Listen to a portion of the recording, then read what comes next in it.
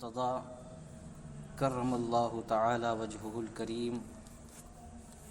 هل انا الا حسنۃ من حسنات ابی بکر صدق اللہ مولانا العظیم وصدق رسولہ النبی الامین الکریم ونحن علی ذلک لمن الشاہدین والشاکرین والحمد للہ رب العالمین۔ آئیے کچھ عرض و معروض سے قبل اپنے آقا و مولا تاجدار کائنات فخر موجودات سید کون و مکان شہنشاہ حسینہ ماہ خوباں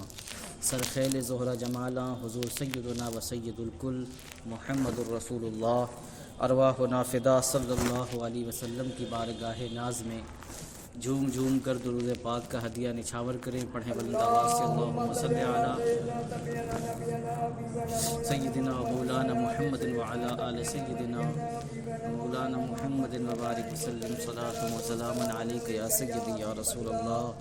صلی اللہ تعالی علیہ وسلم۔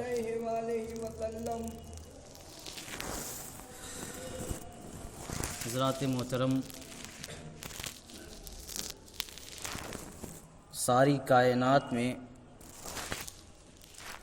اللہ تبارک و تعالی نے جس ذات کو سب سے زیادہ عظیم درجہ عطا فرمایا وہ نبی کریم صلی اللہ علیہ وسلم کی ذات مقدسہ ہے، اور حضور کی نصرت و حمایت کے لیے جس جماعت کا انتخاب کیا وہ جماعت تمام انبیاء کرام رسول اعظام علیہم الصلاۃ والسلام کی امتیوں میں اور امت محمدیہ میں وہ جماعت سب سے زیادہ افضل و برتر ہے، اس وجہ سے کہ اس جماعت نے اپنی آنکھوں سے نبی کریم صلی اللہ علیہ وسلم پر اللہ کا پیغام اترتے ہوئے دیکھا، قرآن نازل ہوتے ہوئے دیکھا، اور اپنی سر کی آنکھوں سے اس جماعت نے محمد الرسول اللہ صلی اللہ علیہ وسلم کے معجزات کا اور حضور کے خرق عادات امور کا مشاہدہ کیا۔ اور ساتھ ہی ساتھ اس جماعت کی خصوصیت یہ ہے کہ اس جماعت کی تعلیم و تربیت کا فریضہ جس ذات نے انجام دیا ہے وہ ذات ہمارے اور آپ کے آقا محمد الرسول اللہ صلی اللہ علیہ وسلم کی ذات مقدسہ ہے۔ اس بنا پر وہ جماعت یعنی جماعت صحابہ ساری امتوں میں سب سے زیادہ برتر، سب سے زیادہ افضل جماعت ہے، اور اس کا ذکر اللہ رب العزت نے قرآن مقدس کے اندر بھی کیا، اور حضور نبی رحمت صلی اللہ علیہ وسلم نے اپنی متعدد احادیث کے اندر بھی کیا۔ بالخصوص جو نبی کریم صلی اللہ علیہ وسلم کے صحابہ ہیں وہ صحابہ اپنی شان کے اعتبار سے اور زیادہ بلند اس وجہ سے ہو گئے کہ جتنے مخلص اور جتنے وفادار وہ نبی کریم صلی اللہ علیہ وسلم کے ساتھ تھے ان کی مثال نہ ان سے پہلے کبھی نظر آئی نہ ان کے بعد کبھی نظر آئی۔ وہ سیدنا عیسیٰ علیہ الصلاۃ والسلام کے کچھ صحابی تھے کہ جنہوں نے چند روپوں کے عوض، چند پیسوں کے عوض سیدنا عیسیٰ علیہ الصلاۃ والسلام کی جان کا سودا کیا تھا، لیکن نبی کریم صلی اللہ علیہ وسلم کی سنگت سے جو لوگ فیضیاب ہوئے ہیں ان کی شان یہ ہے کہ جان کا سودا تو دور کی بات ہے، وہ حضور کے لیے یہ بھی برداشت نہیں کر سکتے تھے کہ نبی اکرم صلی اللہ علیہ وسلم کو جنگ کے میدان میں ہلکی سی چوٹ بھی لگے یا ہلکا سا زخم لگے۔ حضرت طلحہ رضی اللہ تعالیٰ عنہ کے حوالے سے ہے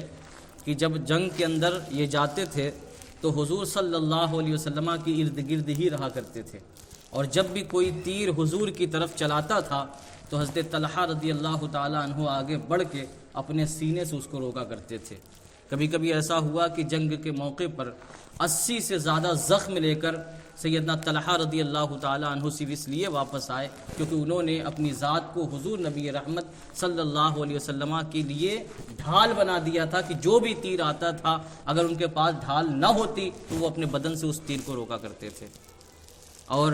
انہی صحابہ میں ایک ایسی ذات بھی نظر آتی ہے کہ دشمن تلوار نکالے کھڑا ہے اور نبی کریم صلی اللہ علیہ وسلم کا گھر کا محاصرہ کیے ہوئے ہے کہ حضور آئیں گے تو اسی تلوار سے نبی اکرم صلی اللہ علیہ وسلم کا معاذ اللہ اختتام کر دیں گے۔ لیکن ایسے عالم میں اس عرب کی سرزمین پر ایک صحابی جلوہ گر ہوتا ہے اور نبی اکرم صلی اللہ علیہ وسلم اس کو یہ ذمہ داری سونپتے ہیں کہ علی آج رات میرے بستر پہ تم سو گے۔ ننگی تلواروں کے سائے میں سو کر جس نے نبی کریم صلی اللہ علیہ وسلم کی ہجرت کے راستے کو آسان کیا ہے وہ بھی ایک صحابی رسول مولائے کائنات علی مرتضیٰ کی ذات تھی۔ اور پھر انہی صحابہ کی جماعت میں ایک عظیم تر شخصیت وہ ہے جسے ہم صدیق اکبر کے نام سے یاد کرتے ہیں۔ سیدنا صدیق اکبر رضی اللہ تعالیٰ عنہ غار ثور کے اندر تمام سوراخوں کو بند کرنے کے بعد ایک سوراخ پر اپنا ایڑی لگا دیتے ہیں اور پے در پے ایک سانپ آپ کے بدن کے اوپر ڈنک مارتا ہے، لیکن اس کے باوجود آپ صرف اس وجہ سے جنبش نہیں کرتے، صرف اس وجہ سے حرکت نہیں کرتے کہ کہیں میرے حرکت کرنے کی وجہ سے مصطفیٰ کریم صلی اللہ علیہ وسلم کی نیند میں خلل نہ پڑ جائے۔ تو صحابہ کرام کی جماعت میں جس کسی کو بھی دیکھو اللہ تعالیٰ نے اتنا نوازا ہے، اتنا صاف دل ان لوگوں کو عطا کیا تھا کہ صبح قیامت تک لوگ کوشش کریں گے جماعت صحابہ کی تنقید کرنے کی، لیکن کوشش کرتے کرتے تھک جائیں گے، کیونکہ ان کا کردار بالکل صاف ستھرا ہے، ان کا کردار بالکل آفتاب سے بھی زیادہ روشن اور چمکدار ہے کہ جو اس کی طرف تھوکنے کی کوشش کرے گا وہ تھوک پلٹ کر اسی کے چہرے پر آئے گا، آفتاب کا کچھ بگڑنے والا نہیں ہے۔ سیدنا صدیق اکبر رضی اللہ تعالیٰ عنہ کی ذات کے حوالے سے ہی آج گفتگو کرنی ہے، کیونکہ 22 جمادی الآخرہ کو سیدنا صدیق اکبر رضی اللہ تعالیٰ عنہ کا وصال ہوا۔ اس مناسبت سے ارادہ یہی ہے کہ اس جمعہ کو بھی آپ کی شخصیت پر گفتگو ہوگی اور اگلے جمعہ کو بھی آپ ہی کی شخصیت پر گفتگو ہوگی۔ سیدنا صدیق اکبر رضی اللہ تعالیٰ عنہ کے حوالے سے ڈاکٹر اقبال نے بہت زبردست بات کہی تھی۔ ڈاکٹر اقبال نے کہا کہ صدیق کے لیے ہے خدا کا رسول بس، یہ دوسرا مصرع ہے، پہلا مصرع مجھے یاد نہیں آ رہا ہے، کہ صدیق کے لیے ہے خدا کا رسول بس۔ علامہ سعیدی رحمۃ اللہ تعالیٰ علیہ کہتے ہیں کہ سیدنا صدیق اکبر رضی اللہ تعالیٰ عنہ کی پوری زندگی، آپ کی پوری حیات اسی ایک مصرعے کے گرد گھومتی ہے کہ صدیق اکبر کا جس عمل اٹھا کر دیکھو اس میں کہیں نہ کہیں محمد رسول اللہ صلی اللہ علیہ وسلم کی تابعداری بھی ملے گی، حضور کا عشق بھی ملے گا، حضور سید عالم صلی اللہ علیہ وسلم کی خاطرداری بھی ملے گی۔ سیدنا صدیق اکبر رضی اللہ تعالیٰ عنہ محبت رسول کے اس منصب پر فائز ہوئے تھے کہ اہل دل نے لکھا ہے کہ جب محبت اپنے عروج پر پہنچتی ہے، جب محبت اپنے شباب پر پہنچتی ہے تو اس وقت محب کا مزاج محبوب کے مزاج میں ڈھل جاتا ہے۔ ایک محب کی طبیعت یعنی محبت کرنے والے کی طبیعت محبوب کی طبیعت پہ ڈھل جاتی ہے، پھر اس کا حال یہ ہوتا ہے کہ جو احوال محبوب کے ہوتے ہیں وہی احوال اس محب کے بھی ہو جایا کرتے ہیں۔ سیدنا صدیق اکبر رضی اللہ تعالیٰ عنہ کی ذات میں محبت کا یہ حسن ہمیں نظر آتا ہے کہ حضور کی کامل مطابعت اور حضور کی کامل محبت اور حضور کی کامل معیت اور حضور کا عشق سیدنا صدیق اکبر رضی اللہ تعالیٰ عنہ کو کردار مصطفی کے سانچے میں ڈال چکا تھا۔ یہ وجہ ہے کہ بہت سے مقامات ایسے آئے کہ جہاں پر آپ دیکھیں تو جو صفات لوگ حضور نبی اکرم صلی اللہ علیہ وسلم کے بیان کیا کرتے تھے وہی صفات سیدنا صدیق اکبر رضی اللہ تعالیٰ عنہ کے حوالے سے بھی بیان کیا کرتے تھے۔ میں مثال کے طور پہ 2 باتیں پیش کرتا ہوں کہ آپ کو معلوم ہے سیرت طیبہ کا یہ بڑا خوبصورت درس ہے کہ وحی کے آنے سے پہلے، اعلان نبوت سے پہلے حضور غار حرا میں جا کر عبادتیں کیا کرتے تھے، اور اسی غار حرا کے اندر سب سے پہلے اللہ کی وحی آئی اقرأ بسم ربک الذی خلق والی، اور اس وحی کا بوجھ، اس وحی کا بار اتنا زیادہ تھا کہ حضور صلی اللہ علیہ وسلم فطری طور پر اس وحی کے بوجھ کی وجہ سے مضطرب ہو گئے، تھوڑا سا پریشان خاطر ہو گئے، بدن کے اوپر کپ کپی طاری ہوئی۔ نبی رحمت صلی اللہ علیہ وسلم غار حرا سے نکل کر حضرت خدیجہ کے حجرہ مقدسہ کے اندر آئے اور آنے کے بعد فرمایا کہ زملونی، اے خدیجہ مجھے چادر اڑا دو۔ سیدتنا خدیجۃ الکبریٰ نے چادر اڑائی تو اس وقت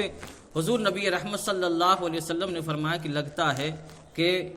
یہ جو بوجھ میرے اوپر نازل ہوا ہے اس بوجھ کی وجہ سے میری روح پرواز کر جائے گی. یعنی قرآن کا بوجھ اتنا زیادہ تھا. وحی خداوندی کو اپنے دل پر برداشت کرنا یہ صرف اور صرف مصطفیٰ کریم صلی اللہ علیہ وسلم کی ذات اطہر کا کمال تھا. اور آج ہزاروں سینوں کے اندر جو قرآن آرام سے سما جاتا ہے یہ فیضان ہے حضور صلی اللہ علیہ وسلم کے قلب اطہر کا. ورنہ اس قرآن کی شدت کا عالم یہ جس کو قرآن خود کہتا ہے کہ اگر ہم پہاڑ پہ اترتے تو پہاڑ بھی ریزہ ریزہ ہو کر بکھر جاتا. لیکن بار تھا جسم کے اندر کپ کپی تاری تھی اور ایسے عالم میں آپ نے کہا کہ مجھے لگتا ہے کہ میری روح پرواز کر جائے گی. تو اس وقت سیدتنا خدیجۃ الکبریٰ رضی اللہ تعالی عنہا نے آپ کی 5 صفات کا تذکرہ کیا تھا. سیدتنا خدیجۃ الکبریٰ نے کہا کہ واللہ ما یخزیک اللہ ابدا، کہ اے اللہ کے رسول، اے ہمارے شوہر، اللہ آپ کو کبھی بھی رسوا نہیں کرے گا، اللہ آپ کو کبھی بھی شرمندہ نہیں کرے گا. کیوں؟ انکا لتصل الرحمہ، اس لیے کہ تم صلہ رحمی کرتے ہو، جس سے تمہاری رشتہ داری ہے تم رشتہ داری کو بڑے خوبصورت انداز میں جو ہے ادا کرتے ہو، اور رشتہ داری کے جتنے تقاضے ہو سکتے ہیں آپ بہت اچھے طریقے سے ان تمام تقاضوں کو پورا کرتے ہو. دوسرا وصف بیان کیا کہ وتحمل الکل، اور جتنے بھی لوگ ہیں سب کا بوجھ آپ برداشت کرتے ہو، سب کا بوجھ اٹھاتے ہو، کسی کی مصیبت آپ سے دیکھی نہیں جاتی. تکسب المعدومہ، جو نادار لوگ ہیں ان ناداروں کی آپ مدد کرتے ہو. وتقری الضیفہ، اور کوئی مہمان اگر تمہارے گھر میں چلا آئے تو بھلے ہی گھر میں کھانے کا کوئی سامان ہو یا نہ ہو لیکن مہمان کے لیے آپ انتظام ضرور کرتے ہو. اور 5ویں بات جو سیدتنا خدیجۃ الکبریٰ نے فرمائی وہ یہ کہ آپ جو ہے مصیبت زدہ لوگوں کے کام آتے ہو، کہ جب بھی کسی کے گھر کے اوپر یا کسی کے خاندان کے اوپر یا کسی کی ذات کے اوپر کوئی مصیبت نازل ہوتی ہے تو یا رسول اللہ آپ بڑھ کر اس کا دامن تھامتے ہو، اس کی مدد کرنے کی کوشش کرتے ہو. اور جس کی ذات کے اندر یہ 5 صفات حسنہ ہوں، اللہ تعالیٰ کی شان کو یہ گوارا نہیں ہوگا کہ اس طریقے سے رسوائی کی موت تمہیں عطا کر دے. یہ تسلی دی سیدتنا خدیجۃ الکبریٰ رضی اللہ تعالی عنہا نے حضرت نبی اکرم صلی اللہ علیہ وسلم کو. اور پھر آپ دیکھیں یہی 5 صفات ہیں کہ سیدنا صدیق اکبر کے حوالے سے حضرت ابن دغنہ رضی اللہ تعالی عنہ یہ بھی بیان کرتے یہی 5 صفت سیدنا صدیق اکبر کی ذات کے اندر تھی. صحیح بخاری کی روایت ہے کہ صدیق اکبر رضی اللہ تعالی عنہ کفار مکہ کے ظلم سے جب تنگ آ گئے تو آپ نے ارادہ کیا کہ مکہ چھوڑ کر میں کہیں اور ہجرت کر جاؤں گا. اور اس وقت یہ ابن دغنہ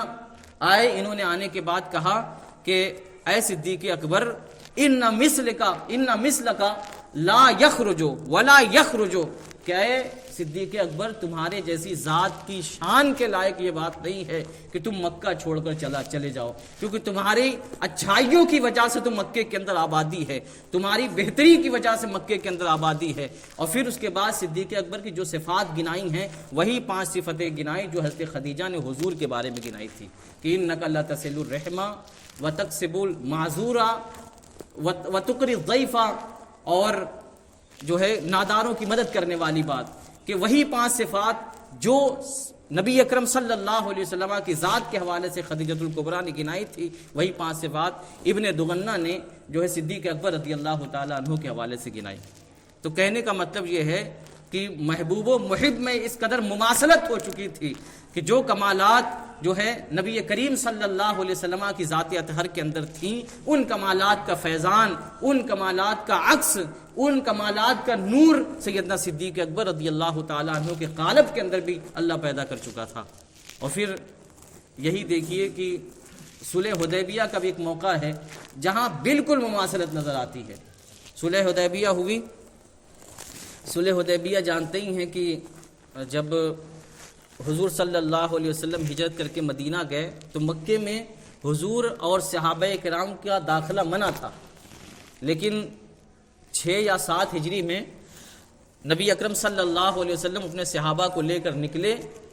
حج کے ارادے سے، عمرہ کے ارادے سے، اور حدیبیہ کے مقام پر یعنی مکہ سے 30 میل کی دوری پر حدیبیہ کا مقام پڑتا ہے. حدیبیہ کے مقام پر آپ کو روک دیا گیا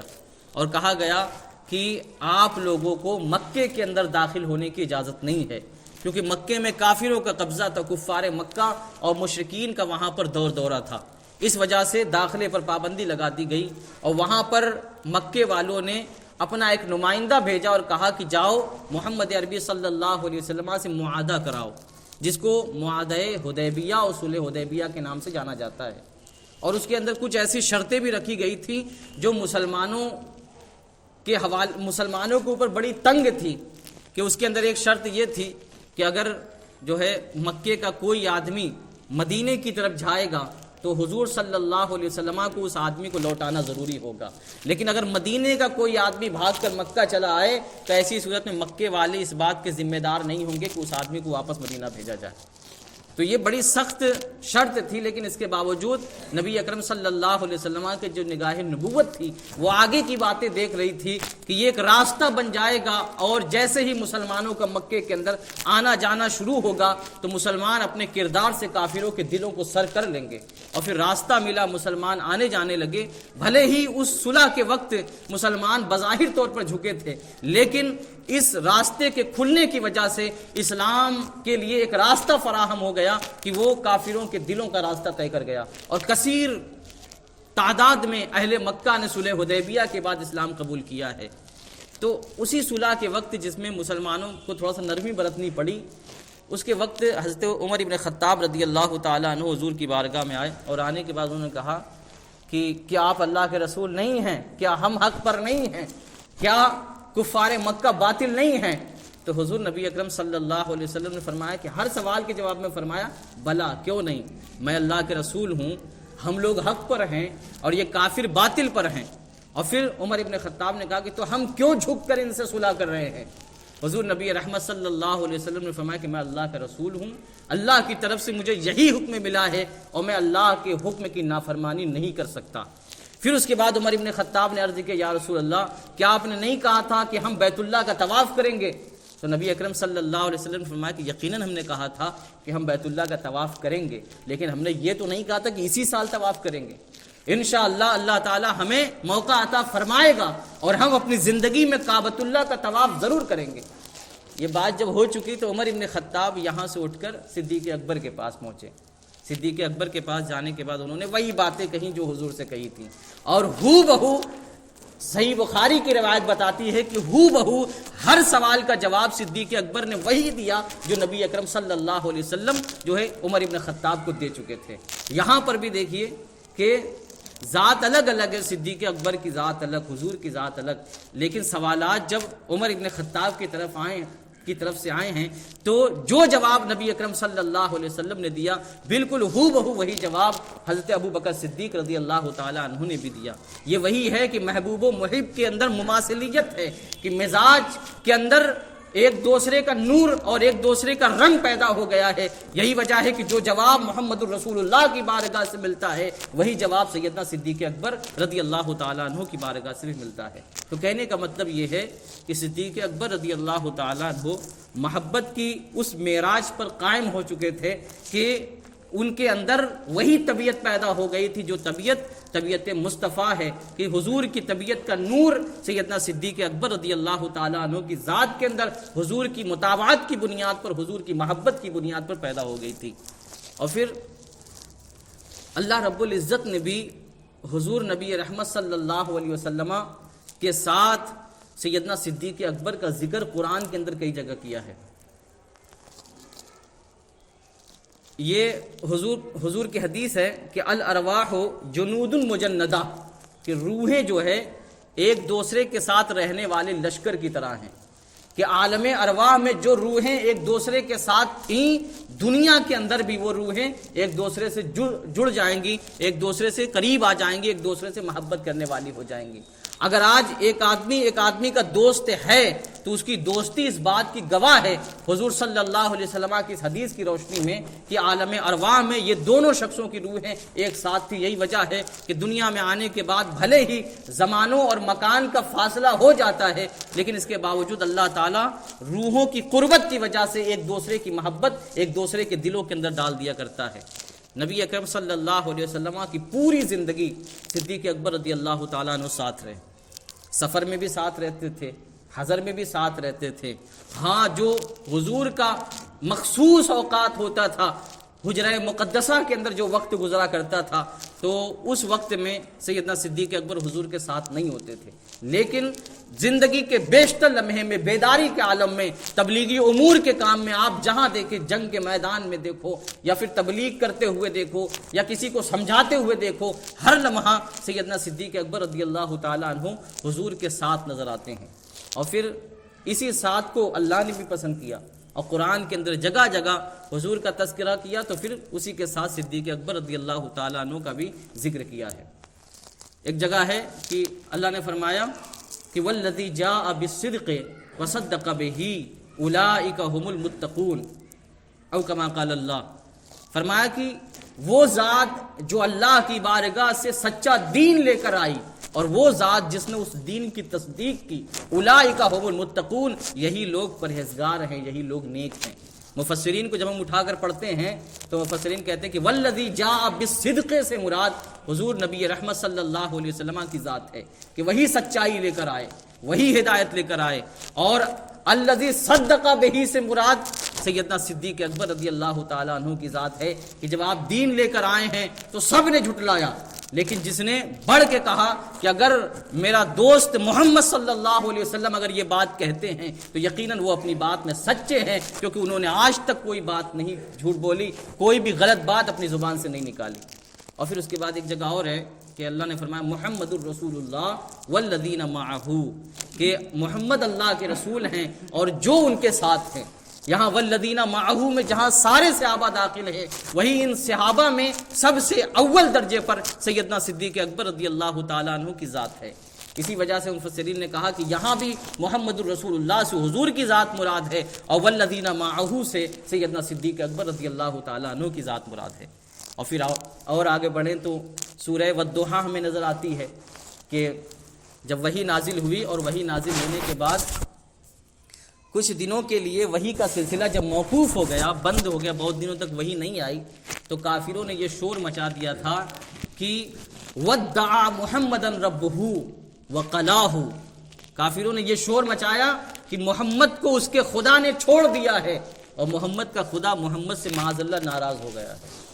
جب یہ شور مچایا تو اللہ تعالیٰ نے حضور کی تعریف و توصیف میں سورہ والضحیٰ نازل کر دی کہ والضحیٰ واللیل اذا سجا، کہ چمکتے ہوئے چاند، چمکتے ہوئی صبح کی قسم اور رات کی قسم جب وہ چھا جائے۔ اور پھر اس کے بعد کافروں کا جواب دیا کہ تم کہتے ہو کہ ہم نے اپنے محبوب کو چھوڑ دیا، ما ودعک ربک وما قلا، میرے مصطفیٰ ہم نے تمہیں چھوڑا نہیں ہے اور نہ ہی ہم تم سے ناراض ہیں، وَلَسَوْفَ يُعْطِيكَ رَبُّكَ فَتَرْضَىٰ، اور عنقریب تمہارا رب تمہیں اتنا عطا فرمائے گا کہ میرے محبوب تم راضی ہو جاؤ گے۔ پوری سورہ مقدسہ حضور نبی اکرم صلی اللہ علیہ وسلم کی تعریف میں نازل کر دی۔ اور پھر اس کے بعد سیدنا صدیق اکبر کی ذات کے اندر بھی دیکھیں کہ سیدنا صدیق اکبر نے حضرت بلال کو آزاد کیا تھا۔ بلال جب غلامی کے زمانے میں تھے تو کفار بڑی تنگ نظری سے انہیں دیکھا کرتے تھے، بڑا حقیر جانتے تھے۔ اہل عرب کا یہی قانون تھا کہ جو آزاد لوگ تھے ان کو محبت کی نگاہ سے دیکھا جاتا تھا اور جو غلام تھے ان کو نفرت کی نگاہ سے دیکھا جاتا تھا۔ اور پھر سیدنا بلال رضی اللہ تعالیٰ عنہ امیہ بن خلف کے غلام تھے اور اہل عرب انہیں پسند بھی نہیں کرتے تھے، لیکن اس کے باوجود صدیق اکبر رضی اللہ تعالیٰ عنہ نے اتنی زیادہ رقم دے کر سیدنا بلال حبشی کو آزاد کیا ہے کہ اتنی رقم میں کئی ایک غلام خریدے جا سکتے تھے۔ جب آپ نے آزاد کیا تو مکے میں یہ شور پھیل گیا کہ لگتا ہے کہ بلال نے کوئی احسان زندگی میں صدیق اکبر پر کیا تھا، اسی احسان کو اتارنے کے لیے صدیق نے ان کو آزاد کیا ہے۔ صدیق اکبر نے تو کچھ نہیں کہا، حضور نے بھی کچھ نہیں کہا، لیکن اللہ کی طرف سے آیت آئی اور وہ آیت سورہ واللیل کے اندر آئی ہے۔ اور پھر حضور نے جو قرآن کو ترتیب دیا ہے اس کا حسن دیکھو کہ سورہ واللیل ہے، سورہ واللیل کے بعد سورہ والضحیٰ ہے، کہ والضحیٰ کے اندر حضور کی تعریف ہے اور سورہ واللیل کے اندر سیدنا صدیق اکبر رضی اللہ تعالیٰ عنہ کی تعریف ہے۔ اللہ نے فرمایا کہ وَسَيُجَنَّبُهَا الْأَتْقَى، عنقریب اللہ رب العزت اس شخص کو جہنم سے بچا لے گا جو شخص دنیا کے اندر سب سے بڑا متقی ہے۔ الذی یؤتی مالہ یتزکا، کہ جس کی شان یہ ہے کہ وہ مال اس لیے دیتا ہے تاکہ اپنے آپ کو ستھرا کر لے. وَمَا لِأَحَدٍ عِندَهُ مِن نِعْمَةٍ تُجْزَىٰ. اور سنو، تم جو کہتے ہو کہ صدیق اکبر پر کوئی احسان ہوگا، اسی احسان کو اتارنے کے لیے انہوں نے بلال کو آزاد کیا. نہیں، صدیق اکبر پہ کسی کا احسان نہیں ہے. وَمَا لِأَحَدٍ عِندَهُ مِن نِعْمَةٍ، کہ ان کی ذات کے اوپر کسی کا احسان نہیں ہے کہ جس کو چکانے کے لیے وہ کسی کو آزاد کرتے پھرے. وَلَسَوْفَ يَرْضَىٰ. اور ان قریب ایک وقت آئے گا کہ اللہ صدیق کو بھی اتنا نوازے گا کہ صدیق راضی ہو جائے گا. تو یہ شان ہے صدیق اکبر کی، یہ مقام ہے سیدنا صدیق اکبر کا اللہ کی بارگاہ میں بھی، اور ساتھ ہی ساتھ مصطفیٰ کریم صلی اللہ علیہ وسلم کی بارگاہ میں بھی. اسی وجہ ایسے ہی اہل سنت و جماعت نے یہ نہیں عقیدہ بنایا ہے کہ صدیق اکبر افضل البشر بعد الانبیاء ہیں، ایسے ہی نہیں بنایا، بلکہ قرآن ان کے ذکر سے بھرا پڑا ہے. حضور کی بارگاہ میں صدیق اکبر کا مقام اتنا زیادہ ہے، اتنا زیادہ ہے کہ اس کا اندازہ نہیں لگایا جا سکتا. جب حضور صلی اللہ علیہ وسلم بیمار ہوئے اور زندگی کی آخری راہوں میں پہنچے، تو اس وقت حضور نے فرمایا تھا کہ مروا ابا بکر ان یصلی بالناس، ابو بکر کو حکم دو کہ وہ لوگوں کو نماز پڑھائیں. یہ بات ہو رہی تھی حضرت عائشہ سے. حضرت عائشہ نے کہا کہ حضور کسی اور سے کہہ دیجئے، امامت کی ذمہ داری کسی اور کو سونپیے. تو حضور نے فرمایا کہ نہیں، ابو بکر سے کہو کہ وہ لوگوں کی نماز پڑھائیں. اور پھر ایک جملہ ایسا کہا تھا جو جملہ سارے صحابہ کرام نے مانا، اور اسی جملے کی بنیاد پر تمام صحابہ نے سیدنا صدیق اکبر کو خلیفہ بلا فصل مانا اور ان کے ہاتھ پر بیعت کی. وہ جملہ کیا تھا؟ حضور نے فرمایا کہ لا ينبغي لقوم فیہم ابو بکر، کسی قوم کے لیے یہ مناسب نہیں ہے کہ جن کے درمیان ابو بکر کی ذات موجود ہو، ان یؤمہم غیرہ، اور ان کی موجودگی میں ان کے علاوہ کوئی دوسرا آدمی آ کر نماز پڑھائے. یہ کسی قوم کے لیے مناسب نہیں ہے. یہی وجہ ہے کہ آگے جا کر مولائے کائنات رضی اللہ تعالیٰ عنہ کا جب زمانہ آیا تو آپ نے خطبے میں یہ بات کہی تھی. آپ نے فرمایا تھا کہ ہم اس ذات کے لیے اپنی دنیا پر راضی ہو گئے جس ذات کو اللہ کے رسول صلی اللہ علیہ وسلم نے ہمارے دین کے لیے منتخب کیا تھا. عزیزان ملت، حضور نبی اکرم صلی اللہ علیہ وسلم کی بارگاہ میں بھی سیدنا صدیق اکبر کو بڑا رتبہ حاصل تھا. ایک آخری بات جو صحیح بخاری کی ہی حدیث ہے، کہہ کے رخصت ہوں گا، کہ حضرت سیدنا عمر ابن خطاب اور سیدنا صدیق اکبر رضی اللہ تعالیٰ عنہ کے درمیان کبھی کوئی بات ہو جاتا ہے. دوستوں کے درمیان بھی کبھی کبھی کچھ ایسی باتیں ہو جاتی جس کی وجہ سے وقتی طور پر ناراضگی طاری ہو جاتی ہے. اور وہ محبت ہی کیا جس میں جفا نہ ہو، ستم نہ ہو. محبت میں تو کچھ مزہ ہی نہیں. تو جب محبتیں ہوتی ہیں تو کبھی کبھی اونچ نیچ لگا رہتا ہے. سیدنا صدیق اکبر اور سیدنا عمر ابن خطاب میں کچھ بات ہو گئی تو سیدنا عمر ابن خطاب رضی اللہ تعالیٰ عنہ سے صدیق اکبر نے معافی مانگی، لیکن عمر ابن خطاب نے کہا کہ میں معاف نہیں کروں گا. صدیق اکبر حضور کی بارگاہ میں آ گئے. آنے کے بعد کہا یا رسول اللہ، ہمارے اور عمر کے درمیان کچھ بات ہو گئی ہے اور میں نے ان سے معافی کی درخواست کی، فابا، تو انہوں نے معاف کرنے سے انکار کر دیا. نبی اکرم صلی اللہ علیہ وسلم نے یہ بات سنی